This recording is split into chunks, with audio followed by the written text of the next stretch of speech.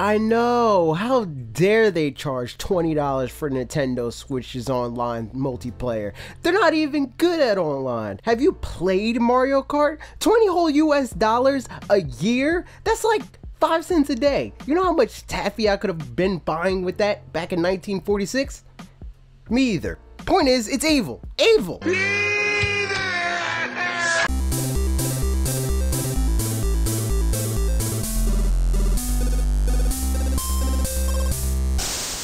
Hey, I finally got a capture card. I'm going to stream at some point in the next few days, so I suggest clicking the bell or the star on YouTube Gaming so you know when. The plan is to play Splatoon 2 with you guys. Sponsors get priority, so if you're sponsored, be sure to be there if you want to play.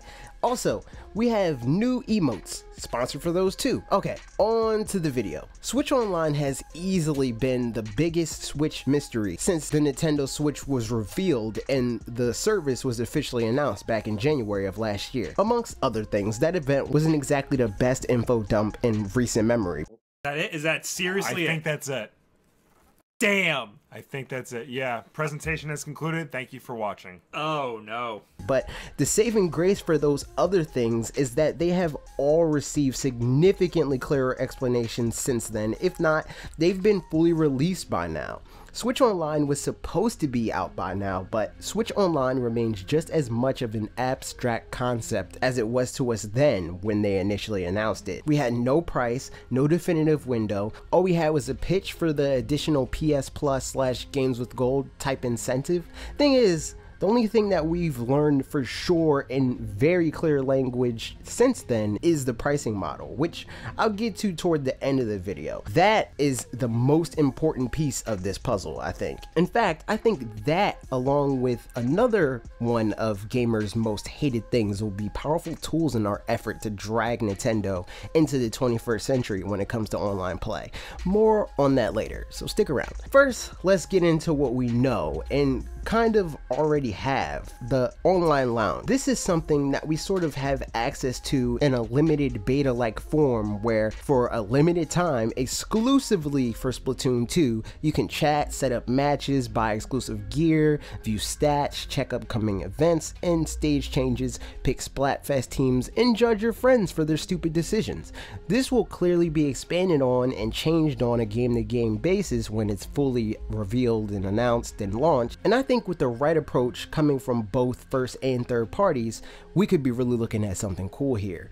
The problem is it's an app on your phone and not built into the Switch, but we'll get back to that. Nintendo's app description on iTunes says, the Nintendo Switch Online app is designed to help enhance your online gameplay experience on Nintendo Switch. With this app, you can check game-specific services, e.g. Splatnet 2 for Splatoon 2, invite friends to play with you via social media, and use voice chat while gaming.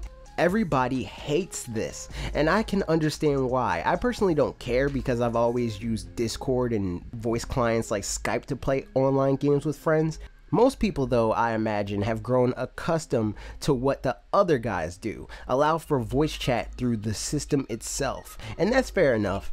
There's no real reason why Nintendo can't do that. The system has the functionality already built into certain games, like how Splatoon 2 supports it locally. Hell, Wii U could even use voice chat for certain games. The only thing I think stopping Nintendo here is their desire to police things like that. My guess is that Nintendo's rationale is that they don't want kids to be exposed to random people they may play with unless they have very deliberate permission to do so otherwise. Especially since now you can pretty easily get a link to a match from a streamer or some other internet personality. There's of course an argument against that, arguments I'm sure I'll see in the comments anyway, so go for it. You tell me why Nintendo's dumb for this part. Discord in particular has thrown their hat in the ring to take the reins for Nintendo's voice chat, and I for one am 1000% on board for that. As I said, I use Discord anyway, so to be able to give users that want to use the Switch as their pass-through for voice chat via a Discord developed API can easily chat with people like me that prefer using a more dedicated professional setup. Do I think Nintendo will do this? Meh, who knows? There seems to be a shakeup over at Nintendo of sorts. They're clearly a lot more open to collaboration, so maybe? Also in the same vein, people seem to want an achievement system. I'm not the type of player to chase that sort of thing, so let me know why that matters in the comments too.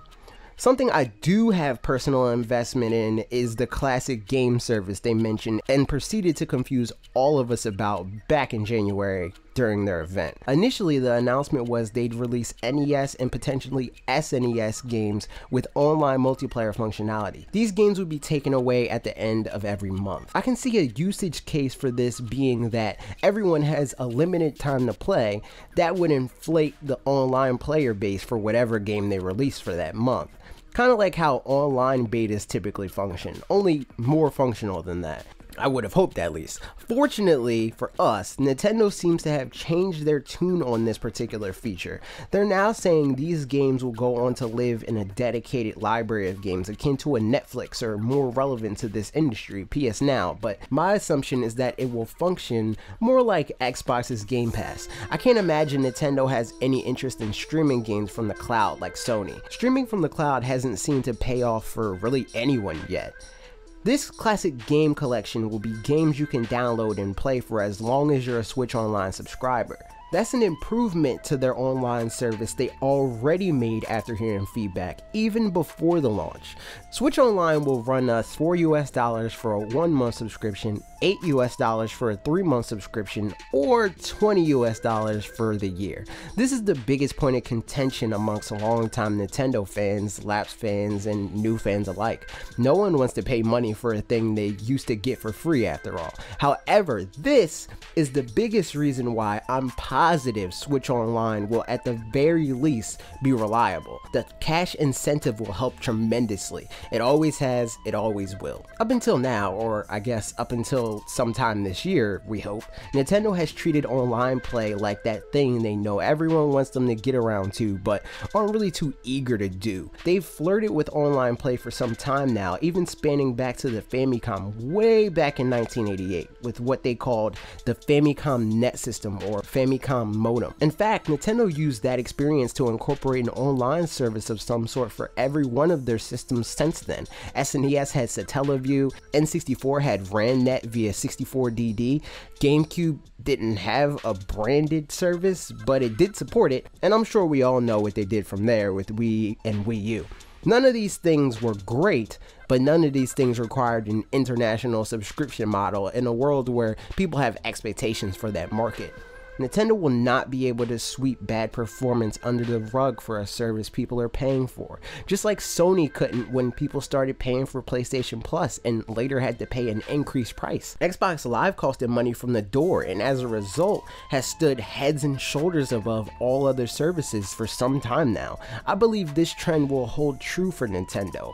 Presently, fans can yell about Nintendo's online service all they want when they aren't paying for it. Nintendo will always brush the bulk of these complaints under the rug due to the online experience being an additive thing that doesn't add to their core business. Having paying customers that have superior alternative options will force them to improve. That's how capitalism works. If they don't improve, people won't buy. Wii U proved that. Not to mention the fact that Nintendo seems to really be putting an emphasis on online play already. Most of their 2017 first-party offering comprised of online multiplayer games. This is also a new thing for them. Trust me, I know. We're no strangers to angrily shaking our fist at Nintendo for not including online play in their plans. Click the Mario Party video in the cards in the top right for proof. That video is vintage fanatixfour, old school, but yeah. It was a different Nintendo. We have a renewed Nintendo moving into 2018. One that even cares about third parties and has a platform that third parties perform well on. Third parties that very clearly have their eyes locked on online play and games as a service on every other platform. Do you really think they'd let the Switch be the one platform they don't try to utilize this tactic on? It's easily the belle of the ball at this moment. Skipping out on it would be a crime, and I'm sure publishers know that. They'll be pressuring Nintendo to step up their services more than anyone else. even us. And Nintendo may not have always listened to third parties, but that's changed in recent years. Even in the days of Wii U, third parties were able to convince Nintendo to swap out the gamepad circle pads from the original concept in favor of the clickable analog sticks we ended up getting. Granted, they obviously didn't include third parties in the process as much as Sony or Microsoft usually do in creating their new platforms, or even as much as they must have with Switch, but it was a start. And I think we can all agree that it wasn't a non-starter. They have been cooperating with outside parties more and more ever since. Funnily enough, given recent controversies, I think games as a service will be another ally in this fight. Not because Nintendo wants to be utilizing these tactics, but their partners sure do. With enough pressure from them, I am completely sure we will eventually see Nintendo make a concerted effort toward modernizing their approach to online play. At the end of the day, PlayStation was in a similar boat as Nintendo at the tail end of last generation. Actually, I'd argue they had it worse, and my bank account would agree. The hack didn't do their online reputation any favors, and look at them now. There's even cases where PSN handles certain games better than Xbox Live. That is entirely because Sony started making online a priority. If Sony can do it, Nintendo can too. But those are my thoughts. What do you think? Will Switch Online follow this trend of modernization Nintendo has been on with the Switch thus far? Will it take people paying for it for a while like PSN did, or will it be straight garbage forever? Let me know in the comments. If you like this video, be sure to click the like button, subscribe, and most importantly, ring that bell next to the subscribe button to guarantee that you see new videos like this every Tuesday and Thursday, new podcasts every Saturday, and if long form content isn't your thing, catch one of the breakout episodes that we upload every Wednesday to see if you like the podcast or not. Okay, that's it for me. See you on Saturday.